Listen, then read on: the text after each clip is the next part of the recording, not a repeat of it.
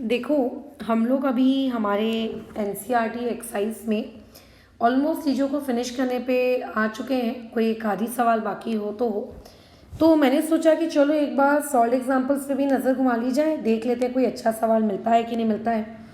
वैसे तो circles chapter के जितने भी सॉल्व एग्जाम्पल्स हैं वो आपको करने हैं, बट अगर मुझे कोई ऐसा एक आधी सॉल्व एग्जाम्पल दिखता है कि जो मेरे को ऐसा लग रहा है कि अरे यार ये तो बहुत ही ज़्यादा इंपॉर्टेंट है और बहुत ही प्यारा सा है, नन्हा सा है, मुन्ना सा है, तो उसका डिस्कशन कर लिया जाए। तो वही डिस्कशन अभी हम लोग कंटिन्यू कर रहे हैं। अभी आप देखिए, ये सवाल दिखने में जितना विशालकाय दैत्य दानव आपको लग रहा है, रियलिटी में ये उतना विशालकाय दैत्य दानव नहीं है। बहुत ही प्यारा है, छोटा सा नन्हा सा सवाल है। पहले सवाल को समझते हैं, फिर आगे बढ़ेंगे इसको अप्रोच कि इसको करना कैसे। बोल रहा है कि दो सर्कल्स हैं जो कि इंटरसेक्ट कर रहे हैं। एक पॉइंट ए पे इंटरसेक्ट कर रहा है, एक पॉइंट बी पे इंटरसेक्ट कर रहा है, ठीक है। A D and A C are diameters. देखो, तुम्हें लगे या तुमको ना लगे, बट क्वेश्चन वाले ने आपको ये दे दिया है कि A D and A C are diameters, मतलब वो डायमीटर्स हैं, उसमें तुम्हारे लगने नहीं लगने पे कोई बात जाती ही नहीं है। तो आपको प्रूव करना है कि जो पॉइंट बी है ये इस लाइन सेगमेंट डी सी पे लाइक करता है। देखो, पहले तो ना मैं गिवन लिख लेती हूँ ताकि तुम बेचारे छोटे छोटे बच्चे ज़्यादा कंफ्यूज ना हो, नहीं तो हो सकते हो। गिवन में हम लोगों को सर्कल के सेंटर्स के बारे में नहीं दिया गया। जैसे हम ऐसा लिखते हैं ना कि let O be the centre of the circle, हमें नहीं दिए। तो क्या करें मैडम, सेंटर अपनी मर्जी से दे दे, क्या दे सकते हो। या फिर दूसरी चॉइस ये भी है, आप कुछ नाम वगैरह दे सकते हो कि लेट P1 और इसको दे दिया P2, है ना।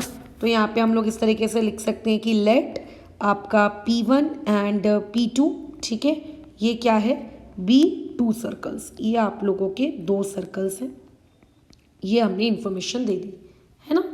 अच्छा, AD उस P1 सर्कल का डायमीटर है और AC उस P2 वाले सर्कल का डायमीटर है, ठीक है।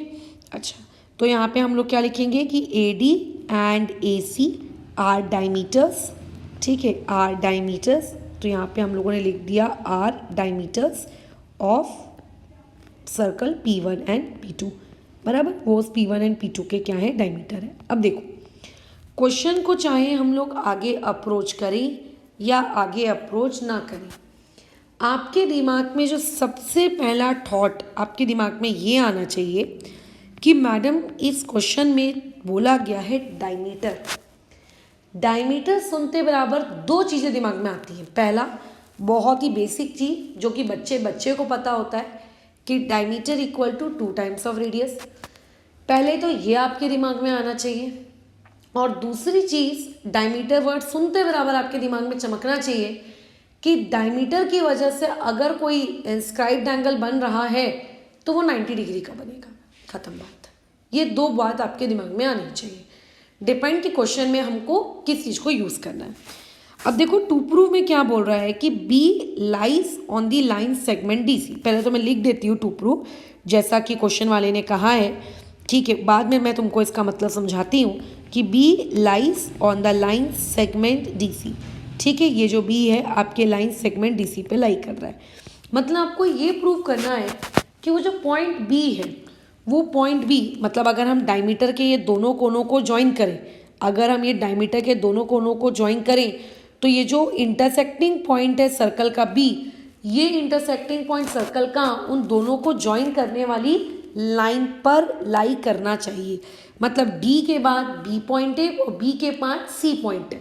ऐसा नहीं होगा कि वो बी पॉइंट डी सी के ऊपर है या बी पॉइंट डी सी के नीचे है, नहीं, वो उसी लाइन में है। ये हमको प्रूव करना है, ठीक है। तो इस क्वेश्चन को प्रूव करने के लिए हमें छोटा सा कंस्ट्रक्शन लगेगा जो कि आपकी एनसीईआरटी में पहले से ड्रॉ करके दिया है, बट आप ये एक्सपेक्ट मत करो कि पेपर में आपको ड्रॉ करके मिलेगा। हो सकता है आपको डायग्राम भी ड्रॉ करके ना मिले और डायग्राम भी आपको ही ड्रॉ करना पड़ जाए।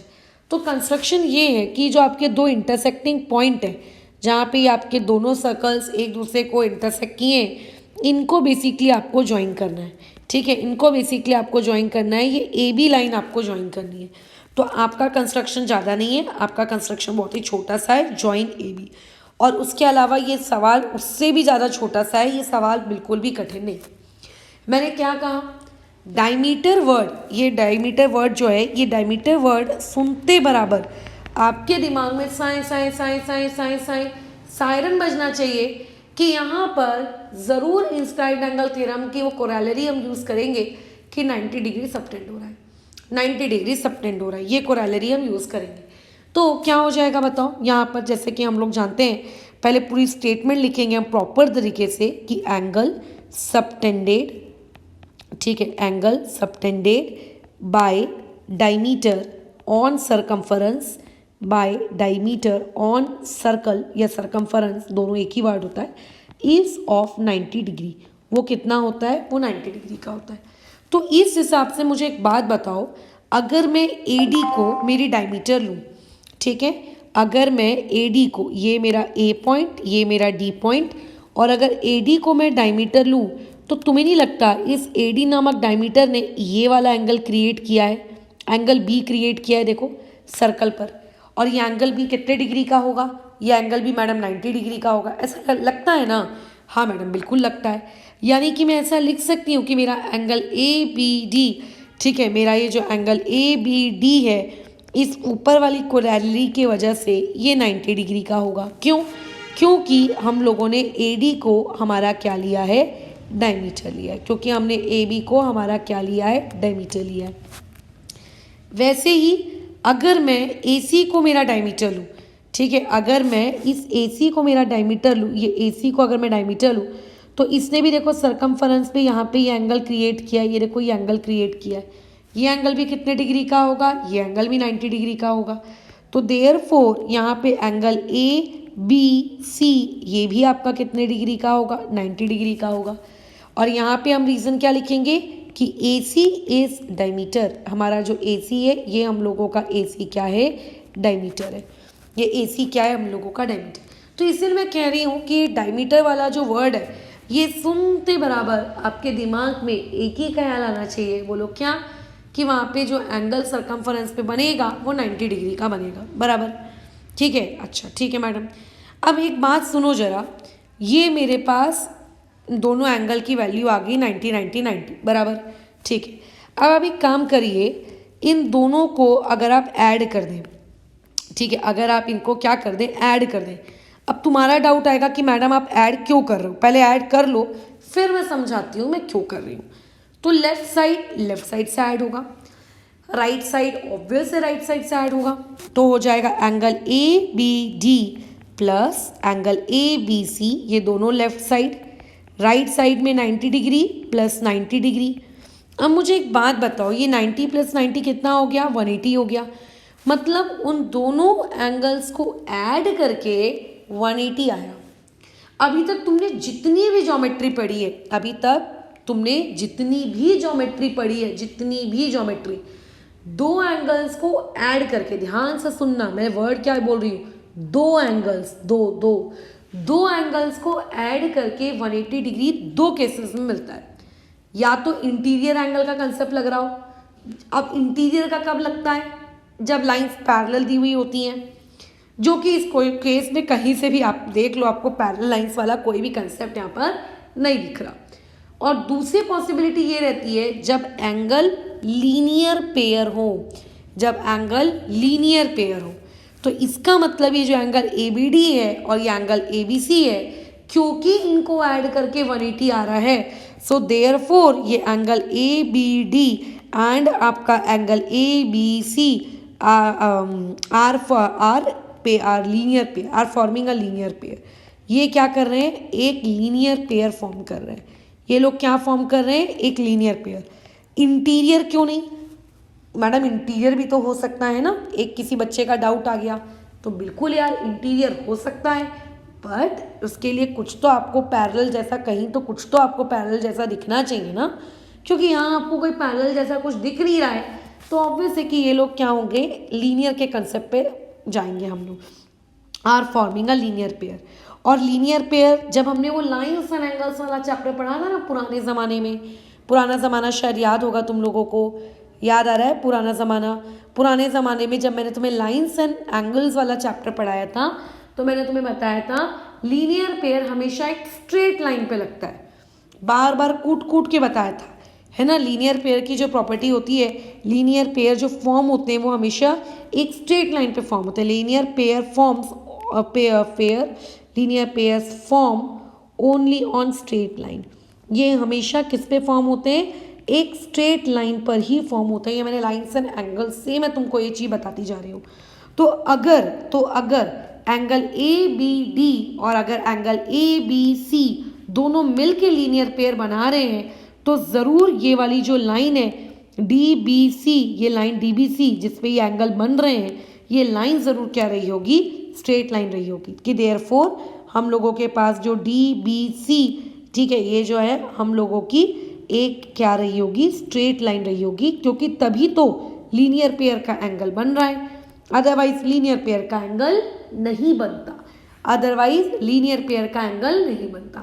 तो इससे हमने ये तो प्रूव कर दिया कि वो फलाना डीबीसी एक स्ट्रेट लाइन है। कल को ये क्वेश्चन आपको ऐसा भी पूछा जा सकता था कि प्रूव करो डीबीसी एक स्ट्रेट लाइन है, तो चलो हमने उतना प्रूव कर दिया।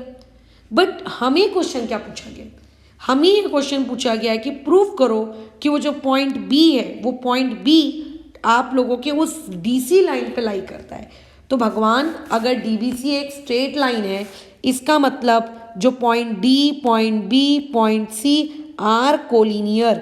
ये पॉइंट्स कैसे हैं, कोलिनियर है। क्योंकि कोलिनियर का मतलब क्या होता है, कोलिनियर का मतलब होता है एक ऐसे पॉइंट्स जिनको ज्वाइन करने पे एक स्ट्रेट लाइन बने।